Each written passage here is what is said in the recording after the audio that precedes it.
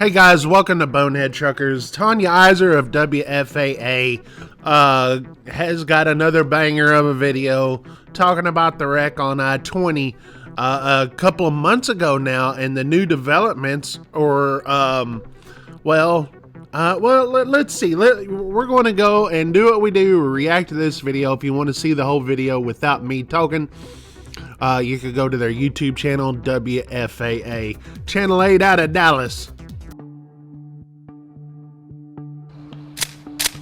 In Texas and at least 23 other states, Hope Trans trucks have still been on the road. This despite the company being tied to the Terrell crash that killed 5 people. That's based on data from GenLogs, which uses roadway cameras nationwide to track trucking companies. They were violating laws before the accident, and even today they're still violating federal regulations. Yeah, and guess what? They're still going, okay? And other companies get shut down for far less. Why isn't no one doing anything about it? In fact, 35 safety violations have been logged by Hope Trans and its drivers since the fatal crash on June 28th. By the FMCSA not shutting them down, to me it's almost dereliction of duty. Dale Prax is a trucking safety expert. Why have they not acted? You know, that's the $10 million question. A Department of Transportation spokesperson told us federal regulators had finished up a compliance inspection and issued Hope Trans a proposed unsatisfactory rating on August 18th. From that date, the company has 60 days to submit a plan that the agency accepts. Otherwise, the spokesperson said Hope Trans would be taken out of service and off the road. You know, this is what gets me.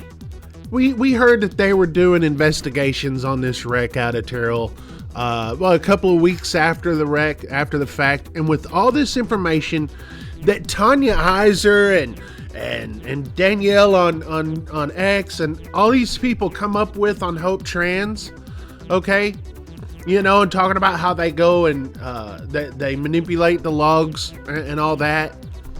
With all that being done, you mean to tell me that the people on the outside of the government, you talking about the people in the media, are actually finding more out and, you know, saying, hey, why y'all allowing these people to go? And the government, who's supposed to be investigating all this, that they're not shutting them down? Shouldn't they have access to all this and then more? Like, what are these guys doing at the FMCSA? The statement added that the Federal Motor Carrier Safety Administration, or FMCSA, is committed to holding unsafe carriers accountable to protect American families on our roadways. They can put an entire company out of business within about 8 hours. That's right. By law, the Secretary of Transportation can immediately shut down a trucking company. It's called an imminent hazard order, and once issued, it requires a carrier to immediately cease all commercial motor operations. You don't have to have a complete investigation. You can issue the order, and then within 10 days, the motor carrier can appeal or the driver can appeal. In the 5 years between 2010 and 2015, regulators issued more than 120 imminent hazard orders to motor carriers. Over the last decade, it's been around 30. In fact, not a single order was issued in 2019 or 2020. You know what that tells me? It tells me that all those carriers that were shut down, you know, before with the imminent hazard, those are American carriers, American-based carriers, okay, with American owners, you know, and those are the easy ones to shut down. The American companies are the easiest to shut down. Why? Because we speak English. That's the main thing, right? But then, you know, you could easily track these people. Where you see it's going down, you see 2019, 2020, there's been none. You look at the Russian companies, the Eastern European companies that do all this. These are the companies that are the ones that are making all these, you know, bad decisions and all this stuff that's going on that you see. I mean, what they do, and they'll show this in the video, they'll go and close one down and open up another. And the people that own these companies you can't even hardly track them if they're even here in the United States. That's the reason why they don't shut them down, is because it's too hard. It's too hard for the government to shut them down. but you'll see what I'm talking about here. It's used very sparingly. Is that acceptable? From a safety expert, absolutely not. It's not being used enough to put bad actors pull their authority and park their trucks. And why is that? And why is that? Bureaucracy and politics. In that Terrell wreck, the driver was cited for 7 violations for driving past federal hour of service limits.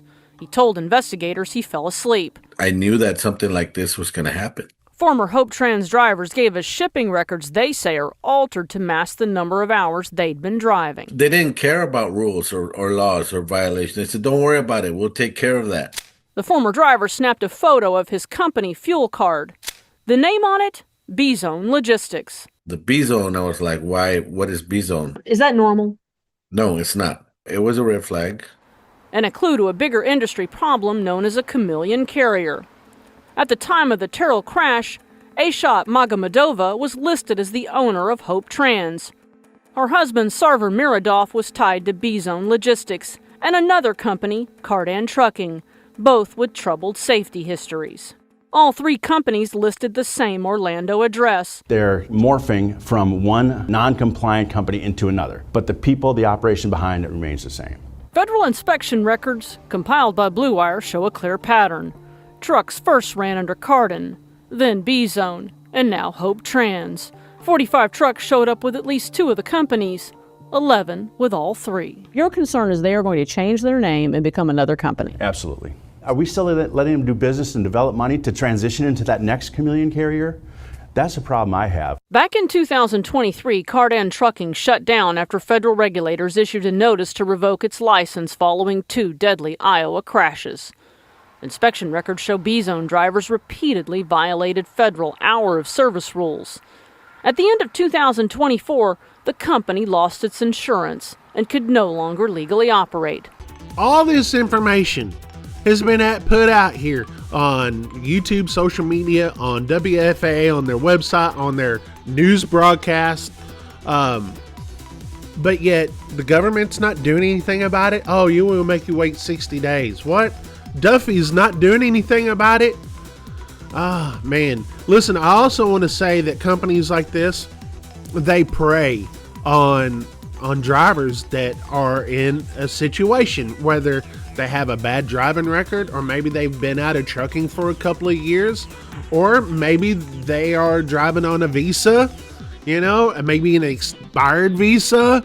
All they check for when you go and apply, all they check for is a picture of your driver's license and a medical card, and that's it. That's all they check.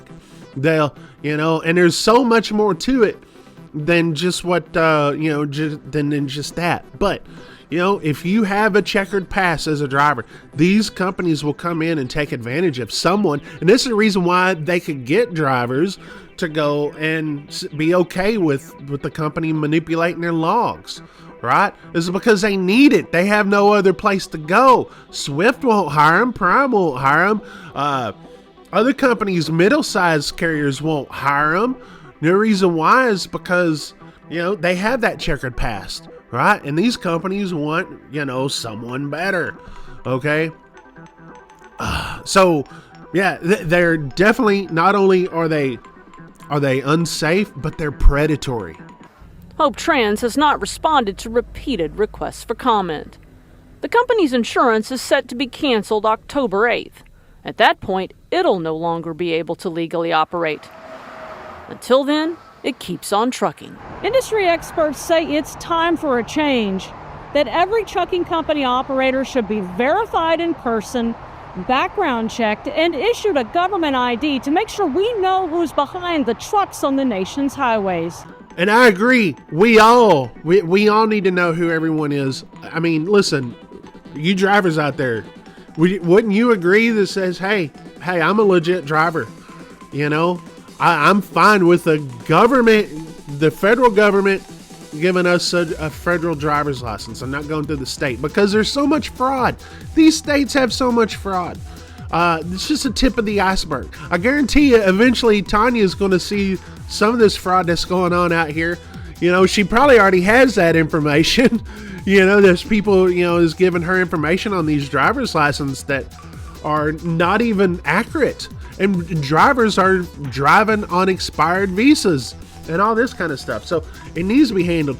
But my only thing about that is that if the government, FMCSA, the US DOT can't shut down a company like Hope Trans with all the information that's out there, and they still can't shut them down, and I think the reason why they haven't is because it hasn't got the big mainstream media, right? Like, listen, WFAA is out of Dallas, and we're here on YouTube, but we didn't have dash cam like we did out of the thing of Florida where it got all that outrage.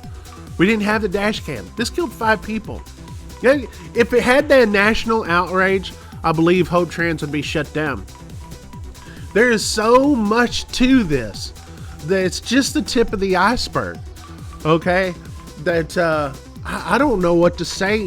What else can we do to get Secretary Duffy's attention on this? Because it's not just English proficiency. That is a big, huge thing. But there is a bigger scandal, and it's a scandal going on in multiple states with a lot of trucking companies out there, and it is a mess. It is not going to be easy to fix unless someone had a stroke of a pen, like the President of the United States. Okay, to sit there and say ban all non-domicile CDLs. If you had that executive order, that would fix so much right there. It just would. I'd be so happy. Just imagine how great that would be. In Dallas, I'm Tanya Isley. So with all the bad companies out there, where's all the good companies at? Well, right here, TRC Freight. I've been telling you guys about TRC Freight for how many years now? What makes us better is that we're transparent, okay? You negotiate your load, you get the rate con. Sometimes we book a load for you. Guess what you get? The rate con. If you book a load for $1,000, you get 88% of that $1,000. We don't mess with the logs here. If you have hours, you have hours. If you don't have hours, you don't have hours. We're not going to go and sit there and says, hey, Mr. Joe Bob truck driver, we're going to change your hours. We're going to need you to run 20 hours on this load. We don't do that here. We are an American company ran right here in the United States of America. We have United States citizens. When you call us, you're calling us United States citizen. Okay, that's big today. I'm just sitting there saying, okay, and the owner of TRC Freight is a Marine. You just don't mess with Marines, okay? There's some patriotic son of guns. I'm just sitting there telling you. Listen, if you want to find out more about us, give us a holler. TRC Freight, trcandme.com is our website. 88% full transparency. We don't hide anything from you. You come over here, you know what you're getting. And I'm telling you right now, we're Americans over here. That means something. trcandme.com.